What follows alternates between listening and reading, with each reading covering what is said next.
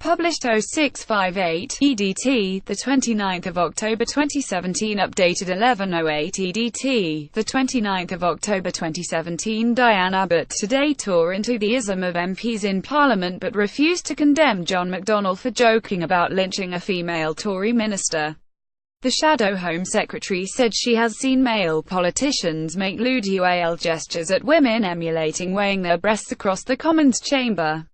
And she said Parliament still has a long way to go before it stamps out the UAL harassment and abuse which dogs its corridors.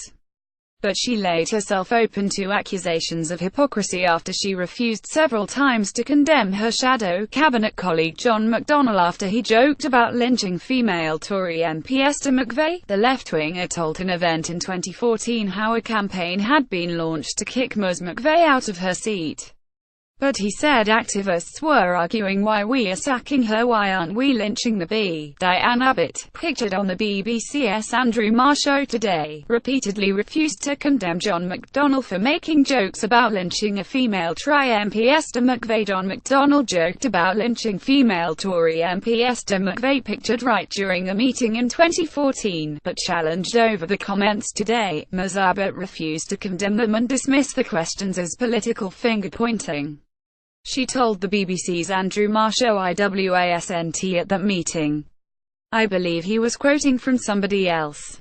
But let me repeat, it undermines the case against UAL abuse and UAL harassment if we try to make it a problem of a particular party or a particular faction. Westminster should get its own harassment czar," a Labour MP has said. John Mann said the Harvey Weinstein scandal should be a wake-up call for Westminster as well as Hollywood. He said Parliament must create a central figure to deal with allegations of harassment and abuse. He wrote the Harvey Weinstein scandal has been a wake-up call for everybody regarding the UAL harassment of women by men in powerful positions. And it must be a wake-up call for Westminster too. A number of us have been warning the parliamentary authorities for some time that the problem of male MPs who prey on young interns, secretaries, advisors and others, has been swept under the carpet for too long. He said the culture of secrecy must be smashed. He said until recently, a similar culture of secrecy existed around MPs' expenses.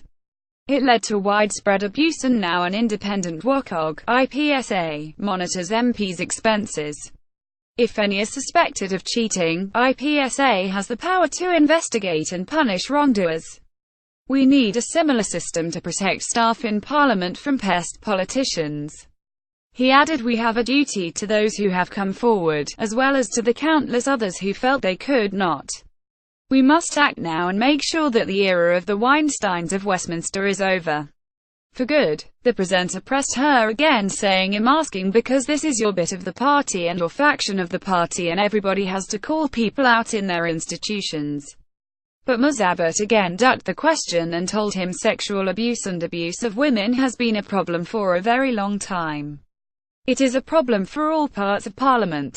She added, making this a party political thing. With respect, one of the first things to said is this is not the preserve of any one party. Once you start to make it a kind of tit-for-tat and kind of finger-pointing and factional thing, actually, you undercut what ought to be a move forward to eliminate this kind of talk. Mr. McDonnell has insisted he was only repeating comments made by others at the meeting. Westminster has been rocked by claims of widespread UAL harassment by MPs towards their younger female aides. Recalling her own experience in Parliament, Ms. Abbott said, if anything it was worse when I first became an MP. You would have sort of microdal aggression, so women would get up in the chamber and Tories opposite would do this gesture like they were weighing their breasts.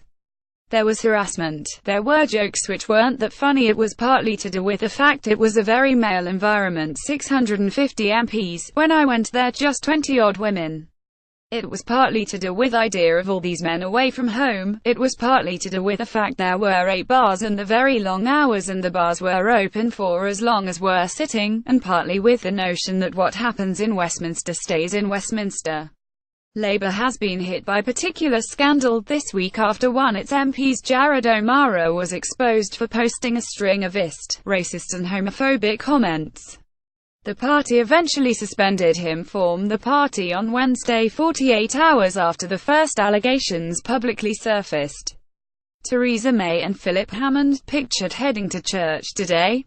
The PM has written to John Bercow to ask for his advice on how to tackle UAL harassment in Parliament, but the party has faced criticism amid reports it was sent a dossier of some of the offensive remarks a month ago.